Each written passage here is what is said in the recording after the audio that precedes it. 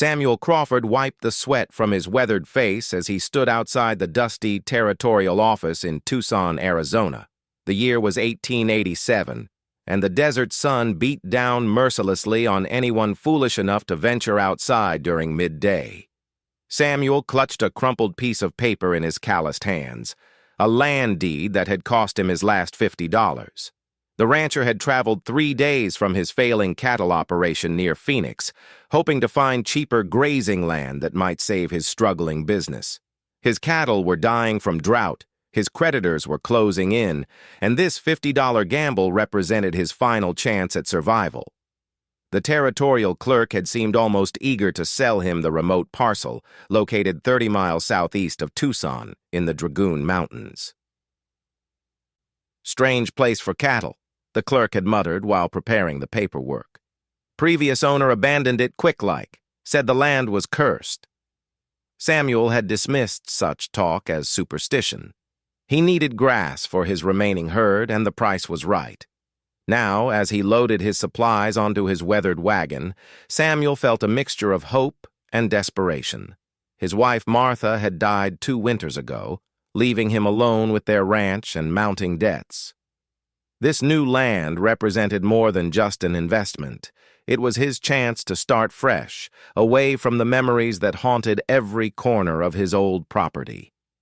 The journey to his new land took Samuel through increasingly wild terrain.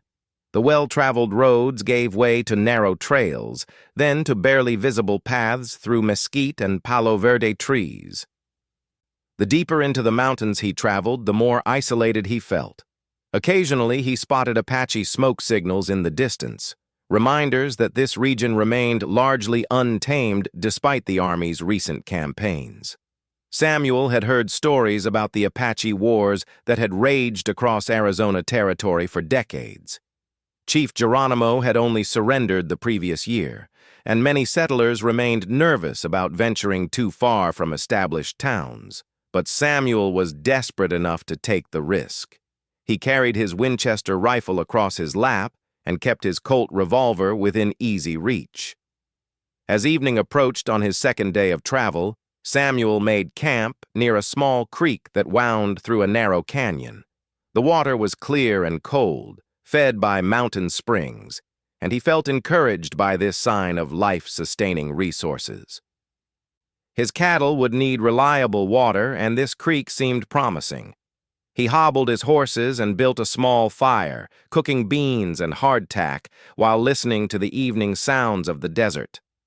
That night, Samuel dreamed of his dead wife, Martha.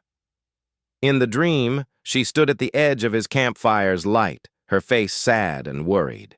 She seemed to be trying to warn him about something, but her words were lost in the desert wind. He woke several times, each time checking his surroundings nervously before returning to restless sleep. The next morning brought Samuel to the edge of his new property. According to the deed, his land encompassed nearly 800 acres of mountainous terrain, including several natural meadows perfect for grazing. The boundaries were marked by distinctive rock formations and a series of ancient cottonwood trees that followed the creek's path. As Samuel crested a low ridge, he got his first clear view of the heart of his property. Below him stretched a hidden valley, sheltered on 3 sides by towering red rock cliffs. The valley floor was green with grass and dotted with oak trees, while the creek meandered through its center like a silver ribbon. It was more beautiful than he had dared to hope. But something felt wrong about the place. Despite its obvious beauty and fertility, the valley seemed somehow abandoned and melancholy. Birds were scarce, and an unusual silence hung over the landscape. Samuel urged his horses forward, eager to explore his new domain, but increasingly uneasy about the strange atmosphere. As he descended into the valley, Samuel began to notice signs of previous habitation. There were cleared areas where crops had once grown, now overgrown with wild grass and weeds. He found the remains of what appeared to be traditional Apache dwellings, wickiups made from bent saplings and brush. Most were collapsed and weathered, suggesting they had been abandoned for several years. Near the center of the valley, Samuel discovered something that made him rein in his horses abruptly. 3 traditional Apache dwellings stood intact, their dome-shaped frames covered with fresh hides and brush. Smoke rose lazily from small fires in front of each structure, and he could see movement within the shadows of their entrances. Samuel's heart pounded as he realized he was not alone on his new land. The previous owner's hasty departure and the clerk's talk of curses suddenly made perfect sense. These dwellings were clearly occupied, and their inhabitants had undoubtedly been here long before any white man had claimed legal ownership of the valley. For several long minutes, Samuel sat motionless on his wagon, unsure of how to proceed. He had purchased this land legally through proper territorial channels, but he understood enough about Apache culture to know that their concept of land ownership differed greatly from white man's law. To them, this valley might represent ancestral territory, sacred ground, or simply a place where their people had lived for generations. As Samuel wrestled with uncertainty, a figure emerged from one of the dwellings. It was an elderly Apache woman, her long gray hair braided with colorful ribbons and her dark clothing decorated with intricate beadwork. She stood perfectly still, watching him with alert but unafraid eyes. She showed no signs of hostility, but neither did she display any intention of leaving. Soon, 2 more women appeared from the other dwellings. One appeared to be middle-aged with stern features and a bearing that suggested authority. The third was younger, perhaps in her 20s, with curious eyes that studied Samuel and his wagon with obvious interest. All 3 women wore traditional Apache clothing and carried themselves with quiet dignity. Samuel realized he was facing a situation unlike anything he had encountered in his 43 years of life.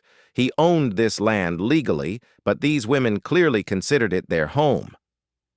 He needed the property for his cattle operation, but he could not simply drive them away without considering the moral implications of such an action.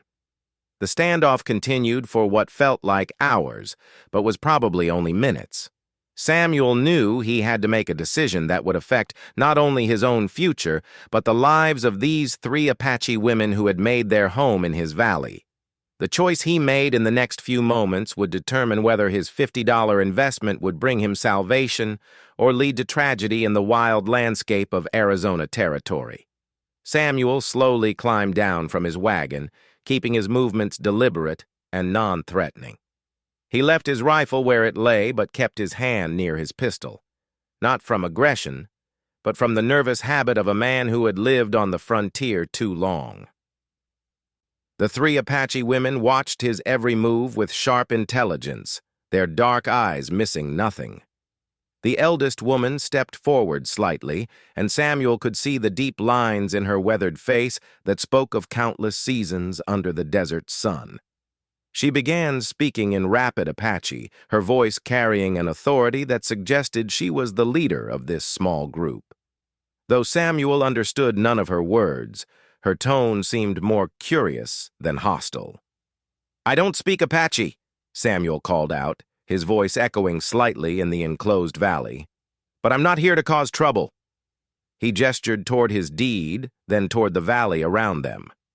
"I bought this land, legal-like, but I can see you folks have been living here." The middle-aged woman, who had been observing silently, surprised Samuel by responding in broken English. "You white man buy our home." Her accent was thick, but her meaning was clear. "This place belong Apache people long time before white man papers." Samuel felt a knot forming in his stomach. The situation was even more complicated than he had feared. "Ma'am, I paid good money for this land at the territorial office, but I can see this is your home. I'm not sure what to do about this." The youngest woman spoke quietly to her companions in their native language, and Samuel caught what seemed to be an animated discussion. Finally, the elder woman raised her hand for silence and addressed Samuel directly, though she spoke only Apache. "She say you look like man with troubles," the middle-aged woman translated. She want know why you come here with empty wagon and sad eyes. She say this place bring many white men, but they all leave quick when they see us. Samuel removed his hat and ran his fingers through his graying hair. Something about these women's calm presence made him feel compelled to honesty. I'm a rancher, ma'am. Was a rancher anyway. Lost most everything in the drought and my wife to fever. This $50 was all I had left, and I gambled it on this land hoping to start over. As the translation was passed along, Samuel noticed the three women's expressions soften slightly. The eldest nodded slowly and spoke again. She understand about losing family, came the translation. She say her husband and sons killed in war with blue soldiers. Her daughter died from white man sickness. Only we three left of our family group. The revelation hit Samuel like a physical blow.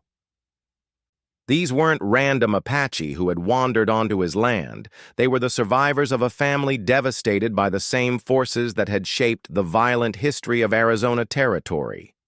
The irony wasn't lost on him that both he and they had come to this valley seeking refuge from loss and tragedy.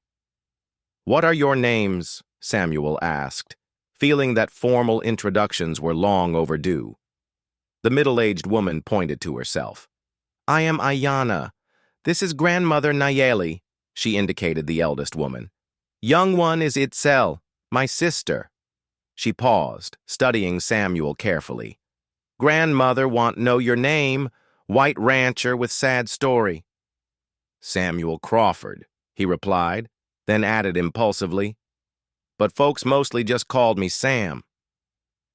Ayana translated, and he was surprised to see what might have been the beginning of a smile cross grandmother Nayeli's weathered features.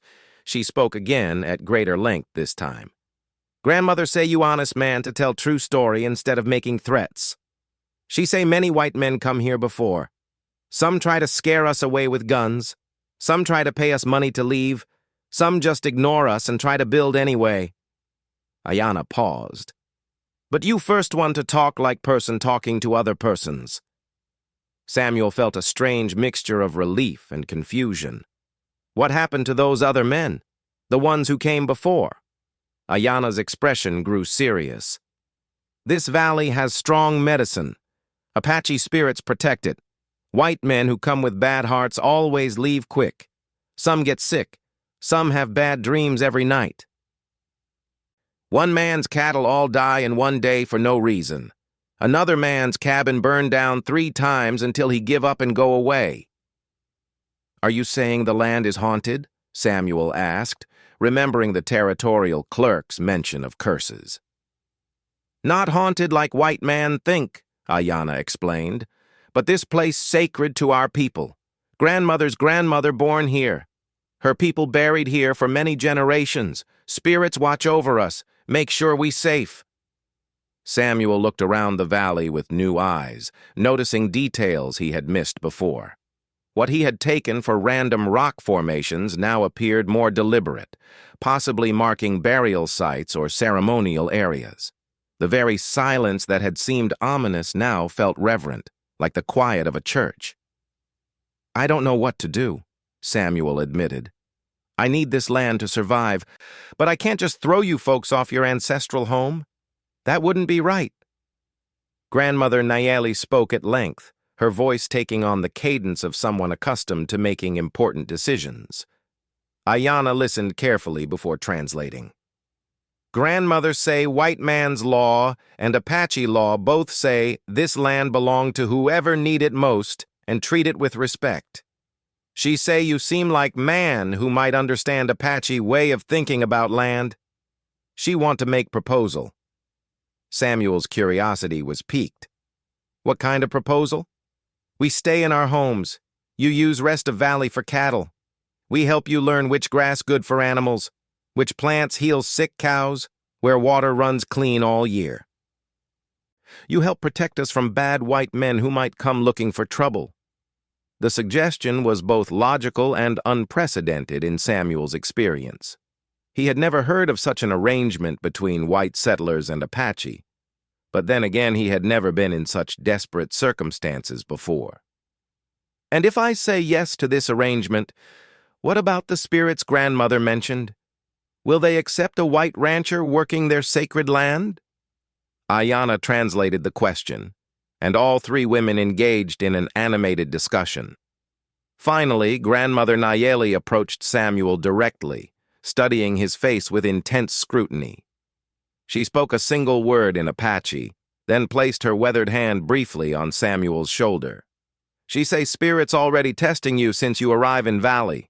You have bad dreams last night, yes? You feel like someone watching you? You hear voices in wind? Samuel's eyes widened in surprise.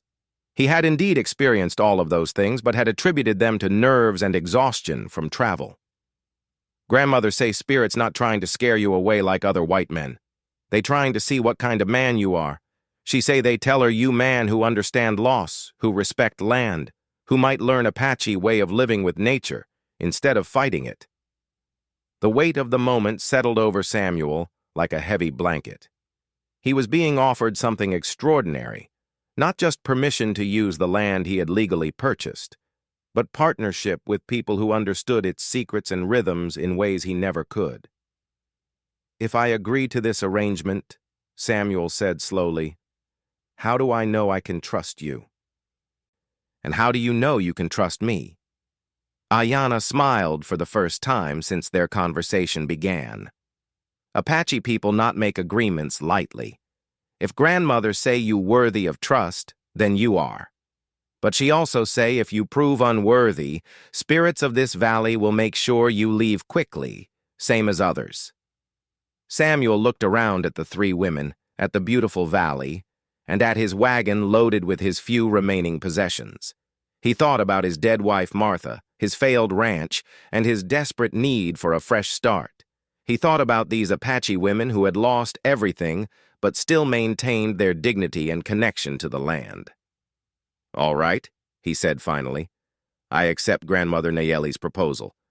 We'll try this arrangement and see if it works for all of us.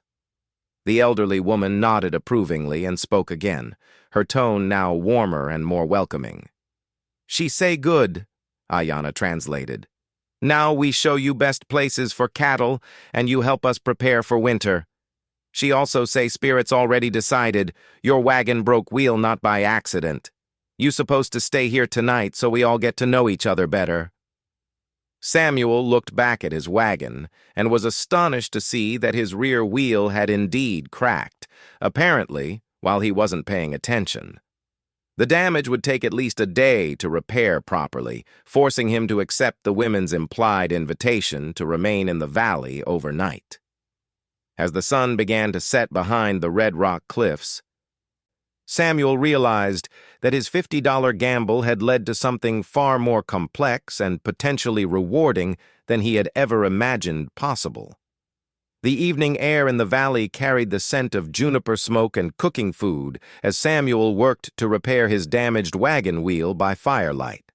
Ayanna had provided him with sturdy strips of rawhide that, when properly wrapped and tightened, would hold the cracked wood together long enough for him to get proper repairs in town. As he worked, Samuel became aware of the quiet domestic sounds coming from the three Apache dwellings. He could hear the murmur of conversation in their native language, the gentle scraping of tools against hide, and the soft singing that Itzel seemed to do while performing her evening tasks. The sounds created an atmosphere of peaceful normalcy that Samuel hadn't experienced since Martha's death. You work good with hands, Ayanna observed, approaching with a bowl of stew that smelled surprisingly appetizing. Grandmother say man who fix things himself instead of giving up will do well with cattle in this place. Samuel accepted the food gratefully, surprised by the complex flavors of meat, wild vegetables, and herbs he couldn't identify. This is delicious. What kind of meat is this? Deer from canyon behind us. We hunt only what we need, only when spirits say time is right. Grandmother know when animals want to give themselves to feed people. The concept struck Samuel as foreign yet somehow sensible. On his old ranch, he had always taken game when he needed it, without much thought to anything beyond his immediate requirements. How does she know when the spirits approve? Ayanna settled beside Samuel's fire, her dark eyes reflecting the dancing flames. Many signs. Way animals behave. Dreams that come to her at night. Changes in wind and weather. White people think Apache just superstitious, but grandmother lived 82 winters in this desert. She understands things that cannot be learned from books. Over the course of the evening, Samuel learned more about his new partners than he had expected. Ayanna had learned English from missionaries before the final Apache Wars, though she had refused to abandon her traditional beliefs. Itzel was skilled in traditional crafts and possessed an encyclopedic knowledge of desert plants and their uses. Grandmother Nayeli, despite speaking no English, clearly commanded enormous respect from the younger women and served as their spiritual and practical leader. "Why did you three stay here when the rest of your people were moved to reservations?" Samuel asked, as they shared the warmth of his fire. Ayanna's expression grew sad. "We try reservation life after soldiers capture us, but place they send us far from our sacred places, far from graves of our ancestors. Food bad, water dirty, disease everywhere. Many people die. Grandmother say better to risk living free in mountains than die slowly on reservation." "How long have you been here?" 3 years we hide in this valley. Army think we dead or moved to Mexico. As long as we stay hidden, they not come looking for us." Samuel began to understand the precarious nature of their existence. These women were technically fugitives from federal authority, living outside the law just as surely as any outlaw gang. His presence here could potentially expose them to dangers they had managed to avoid for years. "If anyone asks me about you, what should I say?" "Best if no one ask," Ayanna replied seriously. "Most white men who come to this area, they just want to get rich quick and leave. They not interested in talking to Apache women about anything." As the fire burned lower, Grandmother Nayeli approached carrying what appeared to be a bundle of sage and other aromatic plants. She spoke to Ayanna, who nodded and turned to Samuel. "Grandmother want to perform ceremony for new partnership. She asked if you willing to participate in Apache ritual to bless our agreement." Samuel hesitated for a moment, then nodded. "I'd be honored." The ceremony was unlike anything Samuel had ever experienced. Grandmother Nayeli lit the bundle of plants and used the fragrant smoke to cleanse the air around their small group, chanting in low, melodic Apache while the smoke swirled around them.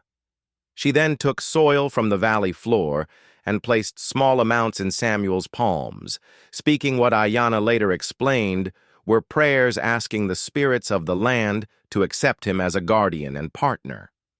"She say now you connected to this place, same as we are," Ayanna translated when the ceremony concluded. "Spirits will help you if you help protect valley and honor old ways of living with land." That night, Samuel slept more peacefully than he had in months. His dreams were filled not with disturbing visions or memories of loss, but with images of the valley in different seasons, green with spring grass, golden under autumn sunlight, snow-covered and pristine in winter. When he woke at dawn, he felt more rested and hopeful than he had since Martha's death. The next several days passed quickly as the three women introduced Samuel to the practical realities of their valley. They showed him which areas flooded during summer thunderstorms and which remained dry and suitable for cattle. They identified edible and medicinal plants, pointed out game trails that would indicate the health of local wildlife, and explained the seasonal patterns of weather and water flow.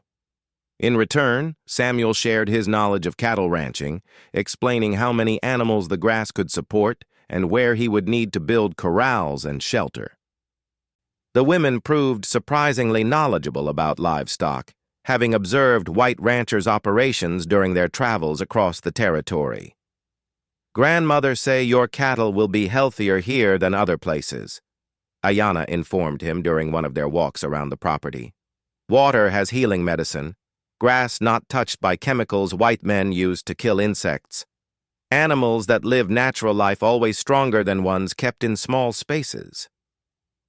Within a week, Samuel had returned to Tucson to purchase his first small herd, just 20 head of mixed cattle that represented a careful investment of his limited remaining resources.